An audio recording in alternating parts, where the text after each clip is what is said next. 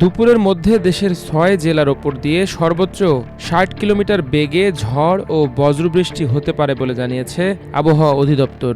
সোমবার ভোর ৫টা থেকে দুপুর ১টা পর্যন্ত দেশের নদী বন্দরের জন্য দেয়া আবহাওয়ার পূর্বাভাসে এমন তথ্য জানানো হয়। আবহাওয়াবিদ মোহাম্মদ তরিফুল নেওয়াজ কবিরের সই করা পূর্বাভাসে বলা হয়, বরিশাল, পটুয়াখালী, নোয়াখালী, কুমিল্লা, চট্টগ্রাম এবং কক্সবাজার অঞ্চলের ওপর দিয়ে দক্ষিণ পূর্ব দিক থেকে ঘন্টায় ৪৫ থেকে ৬০ কিলোমিটার বেগে ঝড়ো হাওয়া সহ বৃষ্টি বা বজ্রবৃষ্টি হতে পারে। এ সময় এসব এলাকার নদীবন্দরকে ১ নম্বর সতর্কতা সংকেত দেখাতে বলা হয়েছে।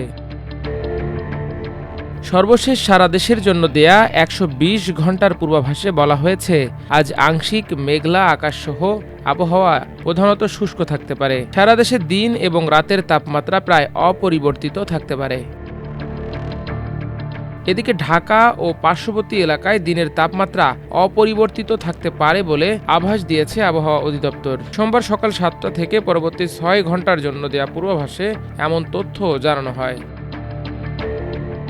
ওই পূর্বাভাসে বলা হয়েছে, আকাশ আংশিক মেঘলা থাকতে পারে, বাতাস দক্ষিণ পূর্ব দিক থেকে ঘন্টায় ৮ থেকে ১২ কিলোমিটার বেগে প্রবাহিত হতে পারে। আবহাওয়া সাধারণত শুষ্ক থাকতে পারে। সকাল ৬টায় তাপমাত্রা ২৬.১ ডিগ্রি সেলসিয়াস এবং বাতাসে আর্দ্রতার পরিমাণ ছিল ৮৮%। এছাড়াও ঢাকায় আজ সকাল থেকেই রোদের দাপট বেড়েছে, সঙ্গে রয়েছে বাতাসে আর্দ্রতার কারণে অস্বস্তিকর গরম। আকাশে সামান্য মেঘ থাকলেও বৃষ্টির কোনো সম্ভাবনা নেই। একই সঙ্গে দিনের তাপমাত্রা আগের মতোই থাকবে এবং আবহাওয়াও সারাদিন শুষ্ক থাকতে পারে। গতকাল সর্বোচ্চ তাপমাত্রা ছিল ৩৫.৫ ডিগ্রি সেলসিয়াস এবং আজ সর্বনিম্ন তাপমাত্রা পাওয়া গেছে ২৬.০ ডিগ্রি সেলসিয়াস। আজকের সূর্য অস্ত যাবে সন্ধ্যা ৫টা ২৯ এবং আগামীকাল সূর্যোদয় হবে ভোর ৫টা ৫৮।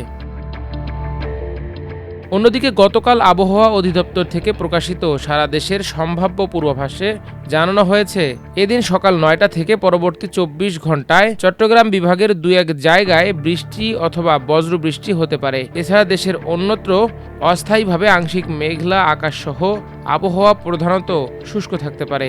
একই সঙ্গে সারা দেশে দিন এবং রাতের তাপমাত্রা প্রায় অপরিবর্তিত থাকতে পারে।